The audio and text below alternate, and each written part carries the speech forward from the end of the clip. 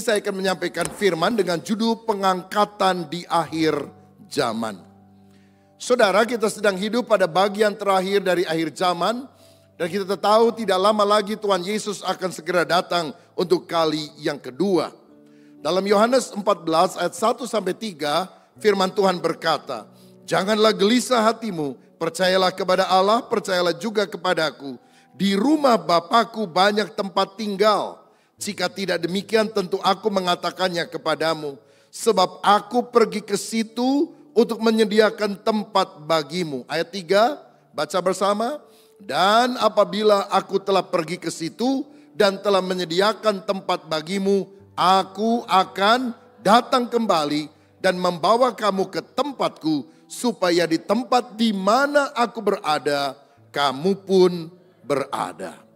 Yesus berjanji dia naik ke sorga untuk mempersiapkan rumah bagi kita.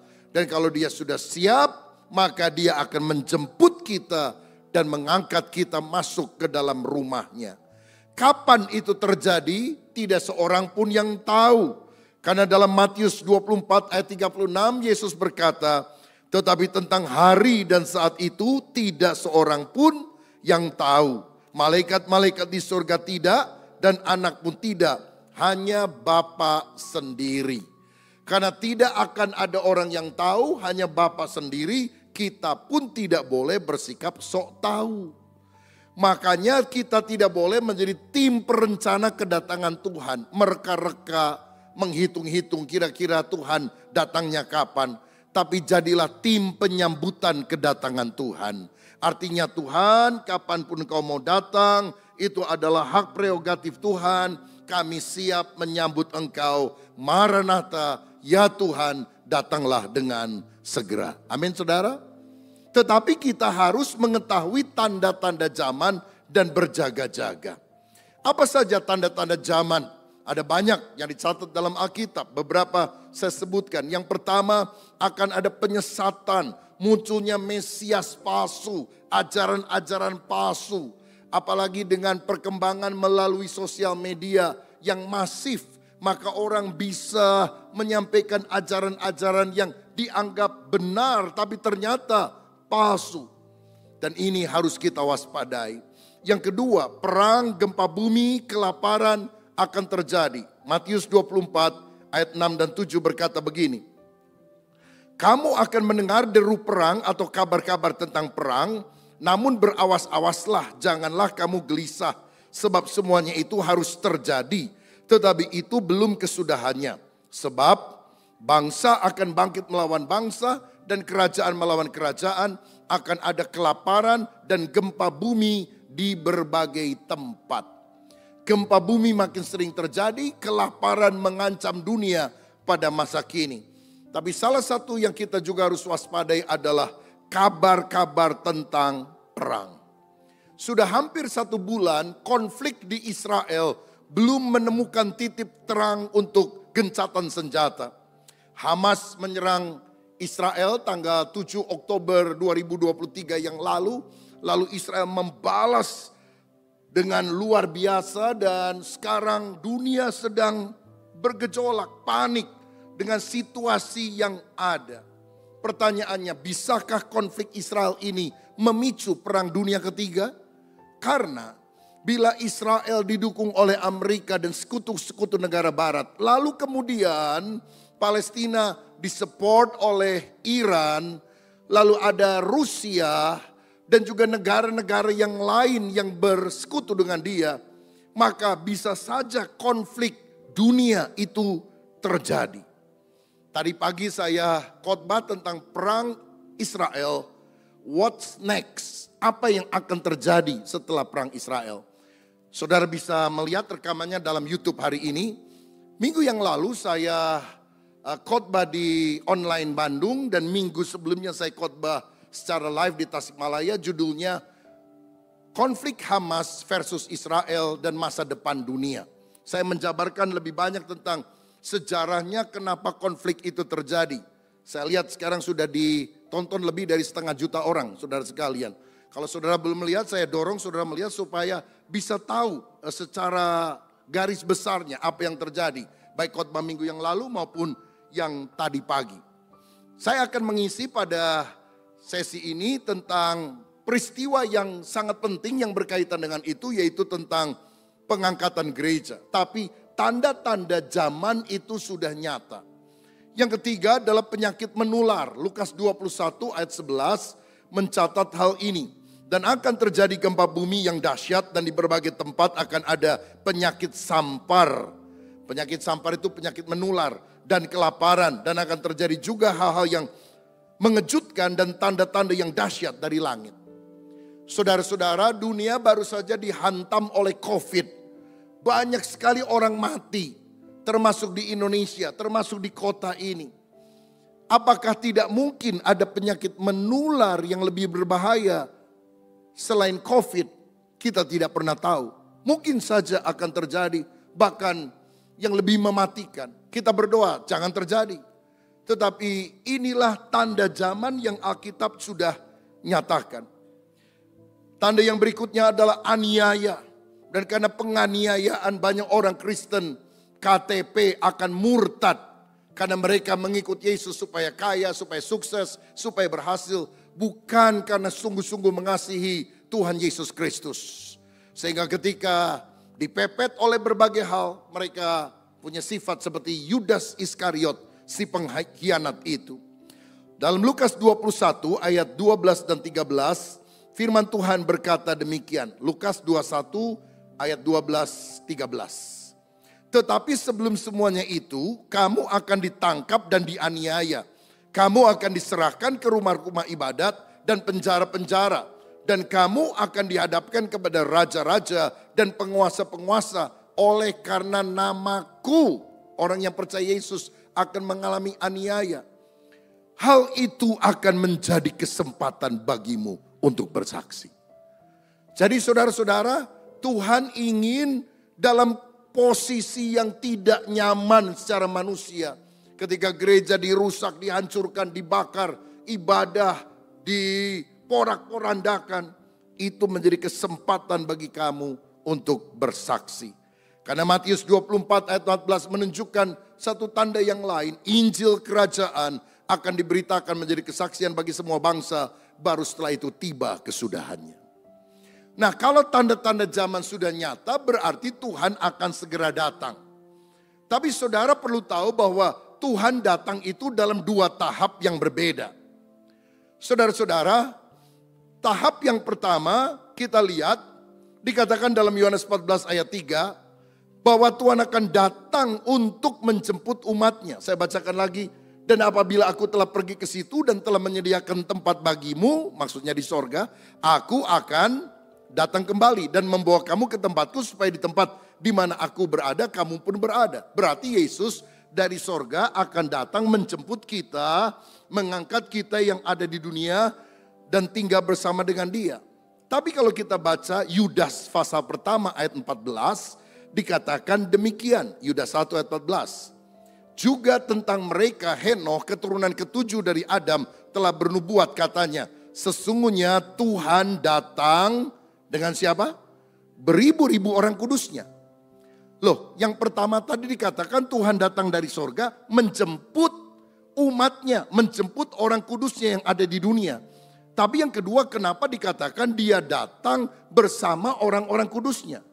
Berarti ada kedatangan tahap pertama waktu Yesus datang di awan-awan, tidak menjejakkan kaki di bumi, lalu kita diangkat ke awan-awan, ke sorga. Lalu setelah kurun waktu tertentu, Yesus datang lagi dengan kita orang percaya yang sudah diangkat, datang kembali ke dunia. Dalam Matius 24 ayat 42 sampai 44 dikatakan, dia akan datang seperti pencuri. Jadi tiba-tiba gak ada yang tahu. Apa ada pencuri bilang-bilang, nanti malam ya siap-siap jam 12 malam saya akan datang, tolong siapkan semua harta bendamu. Saya supaya lebih gampang ngambilnya. Kan tidak saudara sekalian. Tiba-tiba mendadak sekonyong-konyong. Tapi Wahyu 1 ayat 7 dikatakan Yesus akan datang dengan awan-awan dan setiap mata akan melihat dia. Berarti semua orang akan melihat tentang kedatangan Tuhan. Tampaknya dua bagian ayat ini kok berbeda, kok tidak paralel kelihatannya. Nah, berikutnya dia akan datang di awan-awan untuk mengangkat orang yang percaya. Itu yang disebut sebagai rapture dalam bahasa Inggris atau harpazo dalam bahasa Yunani. Dan tahap yang kedua setelah kurun waktu tertentu dia akan menjejakkan kaki di bumi. Bahasa Yunaninya adalah parousia untuk mendirikan kerajaan milenium. Kerajaan 1000 tahun di bumi ini. Saudara-saudara, ada perbedaan sifat kedatangan tahap 1 dan tahap 2. Pada tahap pertama, menurut Alkitab, itu terjadi tiba-tiba seperti pencuri ketika suasana aman dan damai. 1 Tesalonika 5 ayat 3. Tujuannya mengangkat orang percaya. Dan tidak semua manusia akan melihat dia. Jadi kalau pengangkatan itu terjadi, suami istri sedang tidur, satu percaya, satu tidak percaya, satu diangkat, satu ditinggalkan. Kalau suami yang diangkat, bajunya yang ketinggalan, saudara-saudara. Istrinya bingung, kemana? Kok suami saya nggak ada ya? Dicari-cari tidak ada. Karena kedatangan Tuhan itu mendadak mengangkat orang percaya dan tidak semua manusia melihat dia. Tetapi saudara, pada tahap yang kedua, semua orang akan melihat Tuhan. Dia datang sebagai raja. Dia akan menjejakkan kaki di bumi, mendarat di Bukit Zaitun yang ada di Israel. Dia akan mengakhiri masa antikristus yang memerintah. Dan kemudian dia akan mendirikan kerajaan 1000 tahun damai di bumi dengan ibu kotanya Yerusalem yang ada di Palestina. Nah, ini ada 2 tahap kedatangan Tuhan yang kita perlu paham. Jadi apa yang paling dekat dengan kita bukan kiamat. Kiamat masih jauh, saudara. Yang paling dekat dengan masa hidup kita adalah pengangkatan orang percaya. Mari kita lihat bagian Alkitab yang membahas tentang itu dalam 1 Tesalonika 4 ayat 16 dan 17. 1 Tesalonika 4 ayat 16 dan ayat 17 berbunyi demikian. Sebab pada waktu tanda diberi, yaitu pada waktu penghulu malaikat berseru dan sangkakala Allah berbunyi, maka Tuhan sendiri akan turun dari sorga dan mereka yang mati dalam Kristus akan lebih dahulu bangkit. 17 bersama-sama. Sesudah itu kita yang hidup, yang masih tinggal akan diangkat bersama-sama dengan mereka dalam awan menyongsong Tuhan di angkasa. Demikianlah kita akan selama-lamanya bersama-sama dengan Tuhan. Jadi peristiwanya ketika sangkakala Allah berbunyi, tut, penghulu malaikat Mikael berseru, mungkin dia teriak, Yesus datang. Maka Yesus datang di awan-awan. Lalu Alkitab bilang yang pertama, orang mati di dalam Kristus akan bangkit. Kalau saudara punya orang tua, punya keluarga yang meninggal dalam iman kepada Kristus, tidak perlu berduka cita seperti orang tidak punya pengharapan. Karena mereka akan dibangkitkan oleh Tuhan. Kubur akan terbelah, orang-orang percaya akan bangkit. Saudara-saudara, dan orang percaya yang masih hidup tidak akan mati tapi diubahkan dalam sekejap mata mengenakan tubuh kebangkitan atau tubuh kemuliaan. Jadi kalau saudara dan saya masih hidup pada waktu Yesus datang, kita nggak akan pernah mati, saudara. Karena apa? Kita akan diubah dengan tubuh kemuliaan. Tubuh kemuliaan adalah tubuh seperti yang dimiliki oleh Tuhan Yesus setelah dia bangkit dari antara orang mati. Bisa tembus tembok, bisa pindah cepat, bisa muncul, bisa menghilang mendadak. Bisa makan tapi tidak perlu makan. Ini tubuh kemuliaan yang masih punya ciri-ciri seperti tubuh kita sekarang, tapi tidak terdiri dari darah dan daging. Ada kemuliaan yang lebih.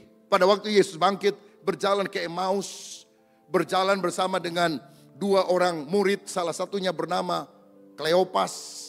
Mereka masuk ke satu rumah, sehingga ada yang bilang Kleopas mungkin masuk bersama dengan istri atau Nyonya Kleopas karena rumahnya sama.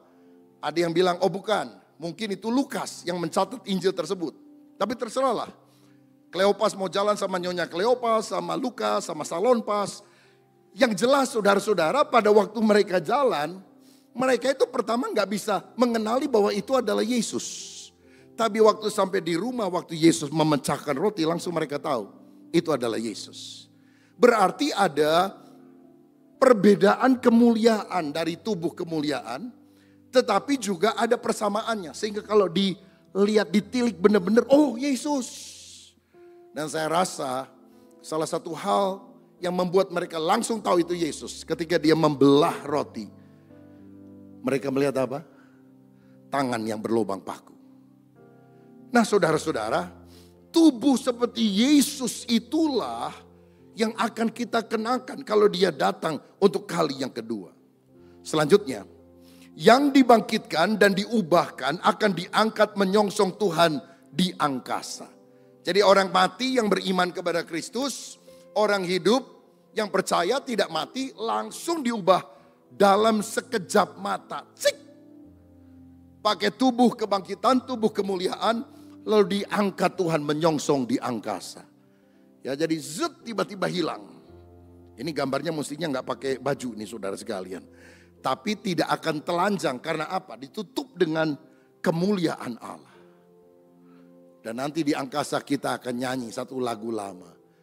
Ada pertemuan di udara, pertemuan yang manis. Saya rindu bertemu di sana, jauh di udara.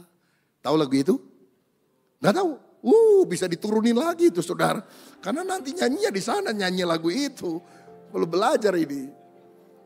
Nah saudara-saudara, karena itu mari kita berjaga-jaga. Karena kita tidak tahu waktunya.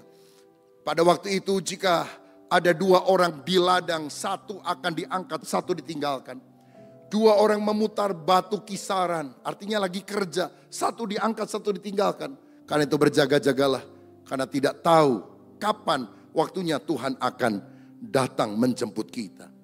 Nah yang diangkat mengalami rapture dalam bahasa Inggris, itu akan bertemu Yesus masuk ke dalam sorga. Sedangkan yang ditinggalkan akan masuk di dalam masa aniaya antikristus. Yang akan memerintah menurut Daniel 9:27, 7 tahun. 3,5 tahun dia masih agak lunak. Bait Allah didirikan kembali di Yerusalem. Tapi 3,5 tahun berikutnya itu masa aniaya besar. Orang yang tidak mau menyembah dia sebagai Allah akan dibantai. Tanda 666 akan diberlakukan kepada semua orang di dunia. Dan yang tidak mau mereka akan dipancung. Tapi orang yang pakai tanda itu menurut Alkitab akan muncul bara, bisul jahat yang mematikan. Dan mereka akan dicampakkan di dalam api neraka. Jadi terima tanda masuk neraka. Nggak terima tanda dipancung, dibunuh. Pilih mana? Yang lebih enak diangkat saudara-saudara. Kalau kita diangkat, kita tidak masuk di dalam masa sengsara antikris. Lalu yang diangkat itu siapa? Yang sudah lahir baru. Karena orang lahir baru ada Roh Kudus di dalam hatinya. Alkitab berkata orang tidak mungkin mengakui Yesus itu Tuhan kalau bukan Roh Kudus yang menyatakannya. Orang beragama Kristen apakah diangkat? Enggak saudara. Yang diangkat adalah orang yang lahir baru, yang sungguh bertobat, yang percaya kepada Yesus. Roh Kudus ada dalam dirinya. Kan itu mari kita minta Roh Kudus senantiasa ada dalam hidup kita. Dan kita seperti 5 gadis yang bijaksana menyiapkan minyak pada pelita. Sehingga pada waktu Yesus datang kita ditemukan siap sedia. Pertanyaannya, waktu pengangkatan gereja itu kapan? Nah, saya harus terus terang ada beberapa penafsiran yang berbeda-beda di sini.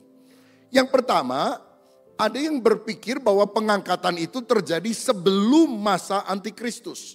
Disebut pre-tribulasi. Tribulasi itu tribulation, masa kesusahan. Sebelum masa kesusahan, sebelum antikris muncul, maka kita akan diangkat. Ini yang paling enak. Kalau bisa milih, saya juga milih ini, saudara-saudara.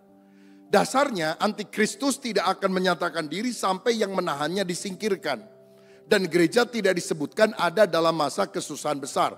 Wahyu pasal 6 sampai 19. Saya bacakan 2 Tesalonika 2 ayat 7 dan 8 yang berbunyi demikian.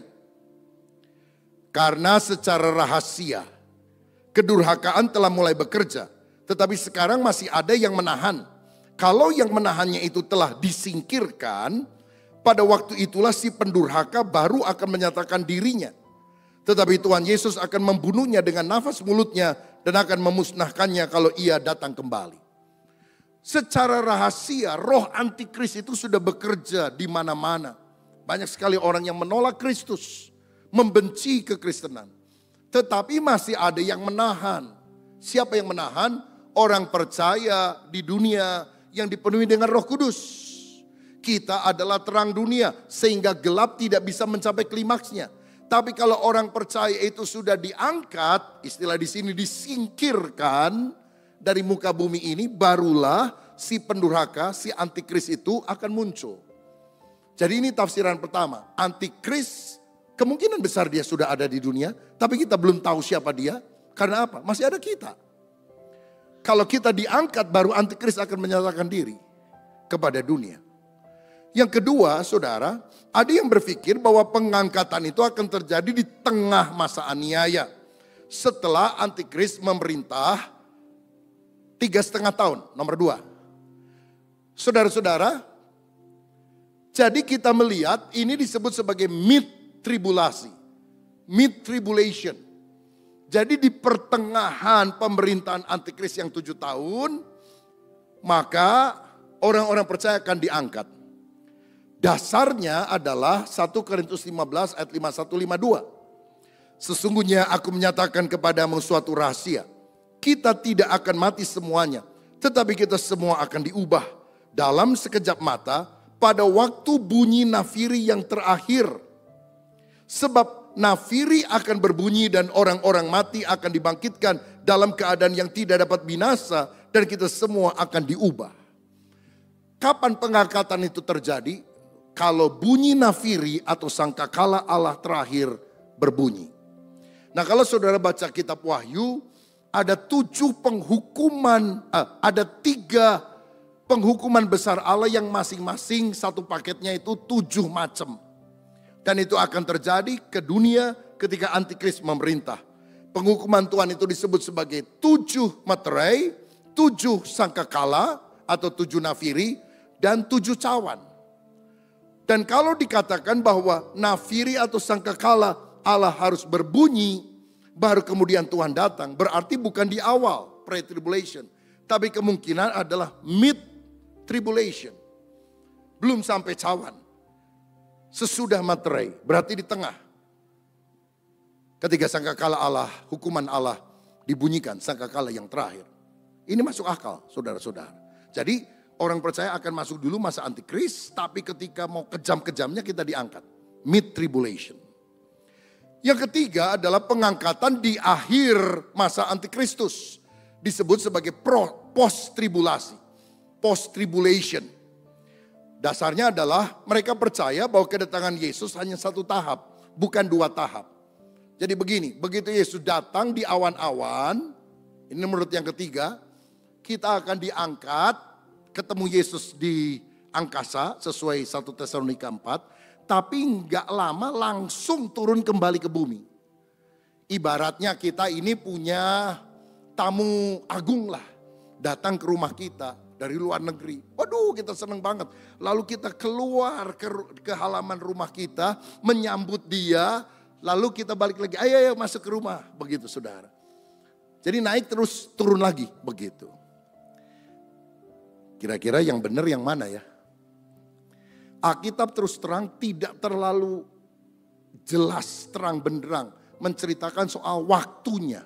Kalau soal pengangkatannya jelas. Tapi waktunya bisa menyebabkan perbedaan. Karena nggak terlalu jelas. Ada pengangkatan di awal sebelum antikris muncul.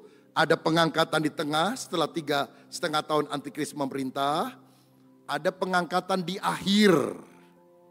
Yaitu setelah 7 tahun masa antikris dan Tuhan datang menghukum antikris. Siapa yang mau yang pertama? Diangkat di awal? Siapa mau kedua? Siapa mau ketiga? Yang gak angkat tangan ini saya ragu-ragu ini. Jangan-jangan tidak mau diangkat ini saudara. Hati-hati yang gak diangkat nanti disiksa oleh si antikris. 1, 2 atau 3. Ada tafsiran keempat saudara sekalian. Tafsiran keempat adalah pengangkatan akan terjadi beberapa kali. Yaitu sebelum masa aniaya atau bahkan selama masih aniaya itu beberapa kali.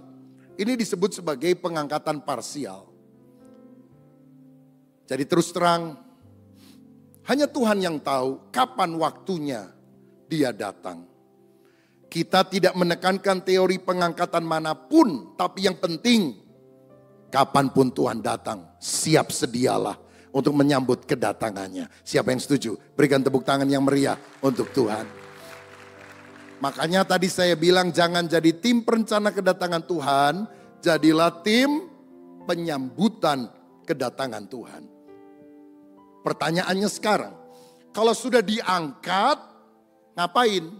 Apa yang akan terjadi setelah pengangkatan? 2 hal kita akan alami. Pertama, kita akan menghadap tahta pengadilan Kristus.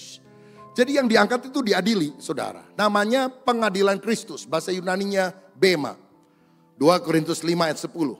Sebab kita semua harus menghadap tahta pengadilan Kristus. Supaya setiap orang memperoleh apa yang patut diterimanya sesuai dengan yang dilakukannya dalam hidup ini, baik ataupun jahat. Nah saudara-saudara, ini adalah penghakiman bagi orang percaya. Perhatikan ini. Yang diangkat itu orang Kristen lahir baru. Gak ada orang non-Kristen atau Kristen KTP, Kristen tanpa pertobatan yang diangkat. Lalu setelah diangkat berarti orang yang sudah selamat, sudah lahir baru, kok diadili? Buat apa? Ini adalah penghakiman bagi orang percaya. Di mana perbuatan dan motivasi. Mengapa kita melakukan hal itu? Oh saya melayani. Tapi motivasinya tidak benar. Demi uang, tidak mau kalah sama orang lain. Emang cuma dia yang bisa pelayanan? Saya juga bisa. Itu akan diuji. Dan kalau motivasinya tidak benar, kita nggak akan mendapatkan pahala dari Tuhan. Kalau motivasinya tulus, maka kita mendapatkan pahala dari Tuhan. Ini bukan untuk mengadili dosa dan menentukan manusia ke neraka atau ke sorga. Jadi ini tidak berkaitan dengan keselamatan. Kalau saudara dan saya diangkat pada waktu Yesus datang, kita nggak akan masuk neraka. Jadi apa makna daripada pengadilan tahta Kristus itu?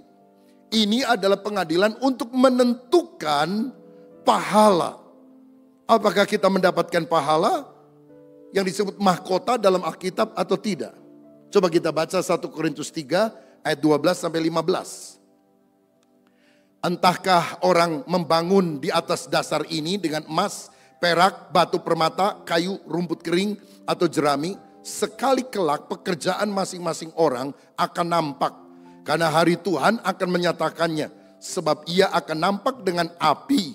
Dan bagaimana pekerjaan masing-masing orang akan diuji oleh api itu. Jika pekerjaan yang dibangun seseorang tahan uji, ia akan mendapatkan apa? Upah, pahala, reward. Berupa mahkota. Tapi jika pekerjaannya terbakar, ia akan menderita kerugian. Tetapi ia sendiri akan diselamatkan. Tetapi seperti dari dalam api. Jadi kalau dalam pengadilan Kristus itu, ini pengadilan untuk anak-anak Tuhan saja. Untuk orang percaya. Ternyata motivasi kita tidak benar. Tetap selamat. Gak kehilangan keselamatan. Tapi kita tidak dapat pahala dari Tuhan. Dari sini kita harus lihat. Keselamatan itu adalah anugerah Tuhan. Bukan karena perbuatan baik kita. Tapi pahala, upah, reward, mahkota ditentukan dari perbuatan iman setelah kita diselamatkan. Karena kita bilang Efesus 2 ayat 8 sampai 10, sebab karena kasih karunia kamu diselamatkan oleh iman, itu bukan hasil usahamu. Jangan ada orang yang memegahkan diri. Tapi ayat 10, kita ini buatan Allah diciptakan dalam Kristus Yesus untuk melakukan perbuatan baik, pekerjaan baik. Supaya kita melakukannya. Jadi setelah kita selamat karena anugerah, kita harus melakukan pekerjaan baik yang didasari oleh iman. Karena itu yang akan menentukan pahala. Gampangnya gini deh. Ada orang disalib di samping Yesus. Waktu mau mati dia bilang, Tuhan ingat aku kalau engkau jadi raja. Yesus bilang hari ini juga engkau bersama dengan aku di Firdaus. Dijaminkan keselamatannya. Enak kan? Orang 70 tahun. Dosa terus. Satu hari sebelum mati di usia 70 tahun. Di rumah sakit. Ampuni saya Tuhan. Sucikan saya Tuhan. Minta pendeta doain dia. Mati. Masuk surga enggak? Surga dong. Karena dia percaya kepada Yesus detik-detik terakhir. Gimana dengan Timotius? Yang dari sejak kecil percaya Yesus, cinta Alkitab, lalu kemudian jadi hamba Tuhan dibimbing oleh Paulus. Dari muda sampai tua, wah puasa, doa. Kalau ada hawa nafsu ditekan, dimatikan. Mati masuk surga enggak? Masuk surga juga karena beriman. Ya enak dong, itu yang mati sehari sebelumnya enak dong. Enggak juga saudara-saudara. Emang ada enak dalam dosa? Dosa itu kelihatannya enak tapi akhirnya akan menghancurkan hidup kita. Lagi pula yang di sebelah salib Yesus gak dapat pahala, gak dapat mahkota. Yang seperti Paulus, Timotius dan sebagainya dapat pahala memerintah bersama dengan Tuhan. Jadi nanti kita akan lihat, kita nyanyi. Hey hey hey lihat saya pakai mahkota, mahkota dari sorga. Karena rajin bekerja untuk Tuhan dapat mahkota. Jangan sampai nyanyinya gini, hey hey hey lihat saya si botak masuk sorga. Botak di dunia gak apa-apa saudara, asal jangan botak di sorga maksudnya. Karena itu saudara, mari kita melakukan perbuatan iman. Karena akan ada pengadilan Kristus. Yang terakhir, yang kedua, orang yang diangkat setelah dibagi-bagi mahkota, dapat mahkota atau tidak, artinya dia akan memerintah bersama dengan Kristus atau tidak, dalam wilayah yang lebih luas atau tidak, maka kita akan masuk dalam sebuah pesta, namanya pesta kawin anak domba. Ini bukan pesta makan ayam goreng nasi goreng, tapi pesta rohani bersama dengan Yesus. Pernikahan Kristus dan jemaatnya di sorga ini menunjukkan persekutuan yang intim antara Kristus dan jemaatnya yang tidak mungkin dipisahkan lagi. Kristus kan mempelai pria di sorga, kita kan mempelai wanita ada di dunia, masih terpisah. Di dunia gereja ditekan, dianiaya, tapi waktu diangkat kita bersama dengan dia. Waktu turun kembali bersama dengan Yesus. Waktu Yesus memerintah dalam kerajaan 1000 tahun, kita akan selalu bersama dia. Waktu ada langit dan bumi baru, kerajaan kekal, kita juga akan bersama-sama dengan dia. Itulah yang disebut pesta kawin anak domba. Di mana kita orang percaya tidak akan pernah terpisahkan lagi dari Yesus Kristus. Dan Alkitab berkata pakaian yang dikenakan adalah kain lenan halus yang putih bersih. Yang bicara soal kekudusan. Saya bacakan Wahyu 19 ayat 6 sampai 9 sebagai ayat terakhir.